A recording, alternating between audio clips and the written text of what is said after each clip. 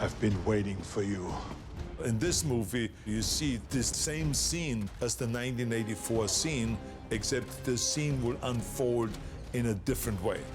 Except now, because of the visual effects that you can do, and because of the technology that's available, you can tell that story even better. What was really challenging about it is the Guardian in 1984 is, 20 plus years younger than Arnold himself.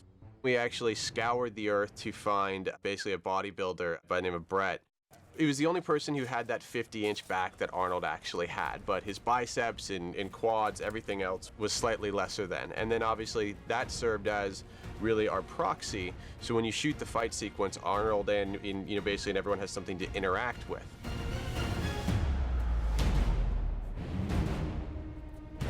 It's wonderful. To me, it reminds me sort of the encounter between the T-1000 and Arnold in T2, where they first face each other, and there's something just fun about watching these two things that have the massive Mack trucks going at each other. So it's a human scale fight with punches being thrown, but each one is, like a pile driver. The fight tilts in one direction because, let's face it, our Guardian's been around a little longer and he's starting to show some wear and tear. But yeah, this sort of meeting between two perfectly matched titans is exciting.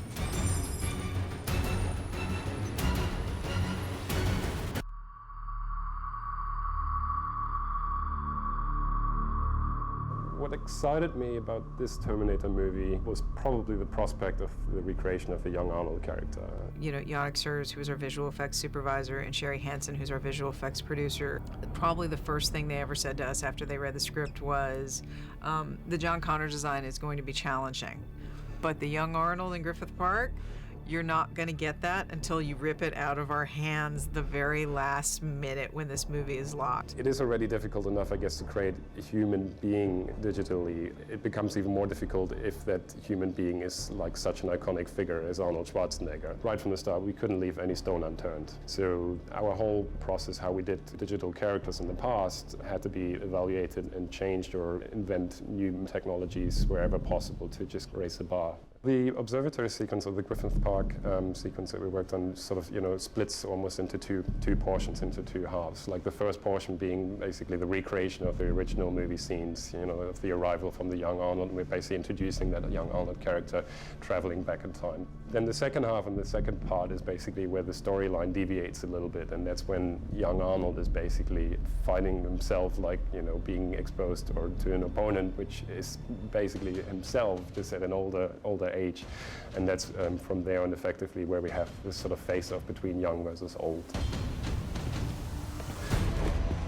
I've been waiting for you. First, we built the set in New Orleans and shot it practically. Arnold obviously plays the Guardian, but there's the entire process of youthifying, obviously, Guardian to turn our 67-year-old Arnold Schwarzenegger into a 50-year-old version of himself. Then we actually scoured the earth to find basically a bodybuilder by the name of Brett, who basically is the only human being on the planet who is almost as big as Arnold was when he was Mr. Universe. It was all sort of choreographed with a stunt double. You sort of acted that out. But what happened throughout the process is we basically had to discard the plate almost entirely. We almost had to say, like, okay, the lens isn't quite right to be, correct enough and close enough to the original footage, and the framing isn't quite right. So we decided basically to go almost full CG. The first process is you build the model, which gets you very, very close to where you want to be.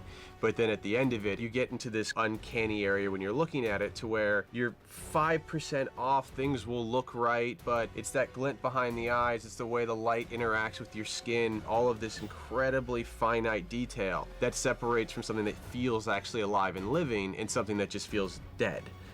Well, the sculpt of his cheekbones feel a little bit better. His face feels just a little bit wider. And I think if we take that down, and so we really feel like, I think it'll accentuate the cheek line more, make the jawline more defined, which is so Arnold. The review process with our clients started off, at the beginning mostly with us working together with Yannick, basically. And we sort of had regular review sessions with him 2 or 3 times a week where we went through the processes and the steps. With a character like the young Arnold, it was something that took pretty much our entire time from the start of the show when we first started working on this project all the way to the end, where we literally continuously built and refined this young Arnold character. Then further down the line, when it came more to the shot production, we started being more and more exposed to the filmmakers like Alan Taylor pressure on David Ellison and Dana Goldberg. It was a highly creative process, but also a very time-consuming process for us to study and research like what Arnold, it was like back then, effectively.